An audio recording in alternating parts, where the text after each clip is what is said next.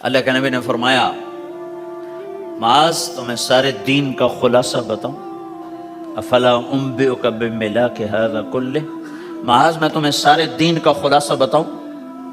میں پھر کہتا ہوں معاذ میں تمہیں سارے دین کا خلاصہ بتاؤں؟ دین کا خلاصہ؟ انہوں نے کہا جی کیا ہے؟ یہ کب کی بات ہے؟ آپ تبوک کے سفر سے واپس آ رہے ہیں اور معاذ رضی اللہ عنہ پوچھتے ہیں یا رسول اللہ جنت میں جانے کا راستہ تو بتائیں۔ تو آپ فرماتے ہیں نماز قائم کر، زکوٰۃ دے، روزے رکھ۔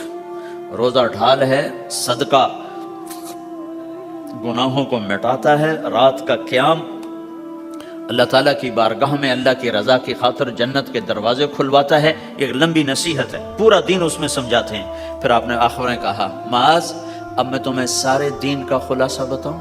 انہوں نے کہا جی وہ کیا ہے؟ تو مجھے دیکھو سارے۔ تو آپ نے یوں کیا، دیکھ لیا سب نے، منہ سے کچھ نہیں بولے، عمل کر کے دکھایا۔ کس کو؟ کوئی چھوٹا بچہ سامنے کھڑا ہوا ہے؟ کون کھڑا ہے؟ معاذ۔ معاذ کون ہے؟ آپ نے کہا قیامت کا دن میری امت کے علماء کا جھنڈا معاذ کے ہاتھ میں ہوگا۔ اس کو یوں سمجھائے جیسے چھوٹے بچے کو سمجھاتے ہیں، معاذ زبان پہ قابو رکھنا، زبان پہ قابو رکھنا، زبان پہ قابو رکھنا تو سارا دین تیرا محفوظ۔ اگر زبان قابو میں ہے بیوی کی، خامند کی، ماں کی، باپ کی، بھائی کی، بہن کی، پڑوسی کی، پارٹنر کی، ساتھی کی، پورا دین محفوظ ہو جائے گا، گھر جنت بن جائے گا۔ زبان اگر تیز ہو گئی تو بس سارا دین برباد۔ دین میں بچے گا ہی کچھ نہیں اگر زبان پہ قابو نہیں تو۔ میرے پاس وکیلوں کا وفد آیا، ہم جماعت میں تھے مظفر آباد، تو میں نے آدھا گھنٹہ بات کی، کہا جی آپ کی بہت نصیحتیں سنی ہیں، آخر میں کوئی ایک نصیحت کر دیں۔ تو میں نے کہا یہ کہ نہیں یہ نہیں، کوئی اور نصیحت کرے۔ یہ بڑا مشکل کام، ایک تو یہی ہے کہ اسے قابو میں رکھو۔ ایک میٹھا بول دلوں کو خرید لیتا ہے اور ایک کڑوا بول زندگی میں زہر گھول دیتا ہے۔ میں اور آپ کیا حیثیت رکھتے ہیں؟ میرے نبی کی خدمت میں پیش ہوئے ابو سفیان بن حارث اور عبداللہ بن ابی امیہ، ایک پھوپھی کا بیٹا ایک تایا کا بیٹا۔ ابو سفیان تایا کا بیٹے، عبداللہ بن ابی امیہ پھوپھی کے بیٹے۔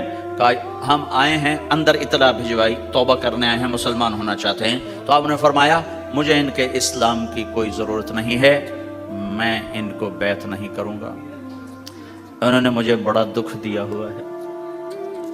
طائف والوں سے زیادہ تھا، طائف والوں نے تو پتھر مار مار لہولہان کر دیا تھا۔ حضرت عائشہ نے پوچھا یا رسول اللہ سب سے زیادہ آپ نے دکھ کہاں دیکھا؟ کہا طائف کی وادی میں۔ لیکن جب وہ پتھر مارنے والے مدینے میں آئے تو آپ نے ان کا استقبال کیا۔ اب ایک پھوپھی کا بیٹا ہے، ایک تایا کا بیٹا، آپ کا نہیں، میں نہیں ملوں گا۔ کیوں؟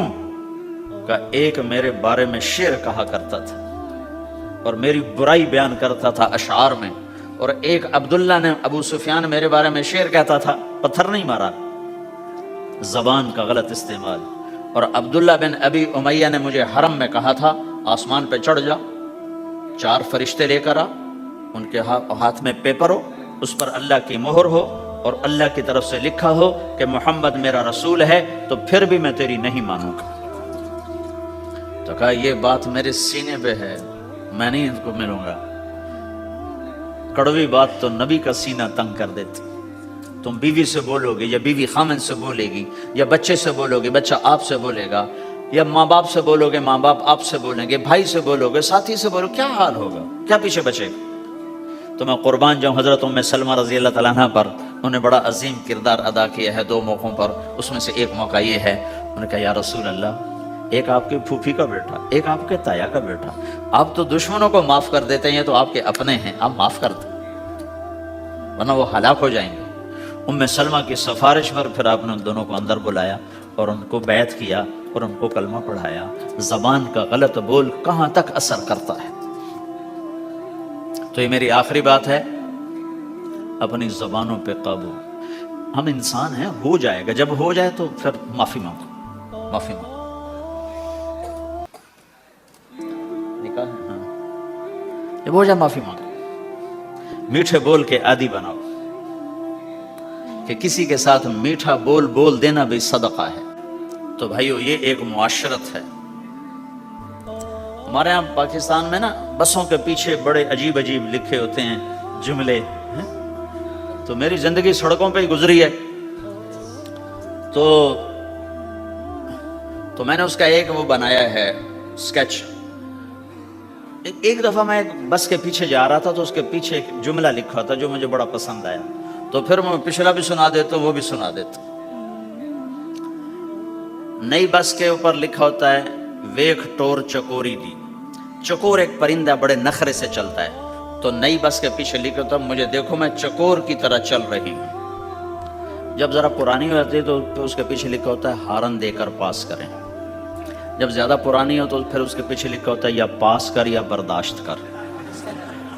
اور زیادہ پرانی ہو تو اس کے پیچھے لکھا ہوتا ہے نہ چھیڑ ملنگانو. ملنگ سمجھتے ہو نہ چھیڑ ملنگانو. یہ ایسے جملے لکھے ہوتے. کہیں وہ رنگ روغن ہو کے دوبارہ آ جائے سڑک پر تو لکھا ہوتا وقت نے ایک بار پھر دلہن بنا دیا. تو ایک دفعہ میں ایک بس کے پیچھے جا رہا تھا تو میں وہ ایسے نظر تو پڑی جاتی ہے تو وہ پھر پڑھا بھی جاتا ہے. تو ایک بس کے پیچھے ایک جملہ لکھا تھا میرے جو 1.25 گھنٹے کا جو میں مضمون بیان اس کا خلاصہ لکھا تھا دل برائے فروخت. بڑا دل برائے فروخت. اور نیچے لکھا تھا قیمت ایک میٹھا بول. ایک میٹھا بول. ایک بول سے بیوی کا دل خرید لو. ایک بول سے بیوی خامند کا دل خرید لے. ایک بول سے بہو ساس کا دل خرید لے. ایک بول سے ساس بہو کا دل خرید لے. ایک بول سے بھائی بھائی کا دل خرید لے. ایک بول سے ماں باپ اولاد کا دل خرید لے. ایک بول سے اولاد ماں باپ کا دل خرید لے. ایک بول سے تم دشمن کا دل خرید لو. یہ زبان کا میٹھا بول ہے. یہ کرو گے تو اللہ تمہیں چمکائے گا. تو بھائیو یہ بھی دین ہے اور بہت بڑا دین ہے. اور دکھ درد کی بات یہ ہے نہ یہ بتایا جاتا ہے نہ یہ سکھایا جاتا. زیادہ زور عبادات پر ہی ہے. حسن جو پیدا ہوتا ہے وہ میک اپ سے پیدا ہوتا ہے. ہمارے دین کا جو میک اپ ہے وہ اچھے اخلاق ہے. وہ یہ زندگی ہے جس کو میں نے تھوڑا سا آپ کے سامنے نمونہ پیش کرنے کی کوشش کی ہے کہ ایک دوسرے کے لیے راحت بنو, ایک دوسرے کے لیے خیر کا ذریعہ بنو, ایک دوسرے کی کڑوی کسیلی برداشت کرنا سیکھو, سہ جاؤ, پی جاؤ. تو انشاءاللہ نیت کرتے ہو سارے بھائی, کرو گے نا انشاءاللہ.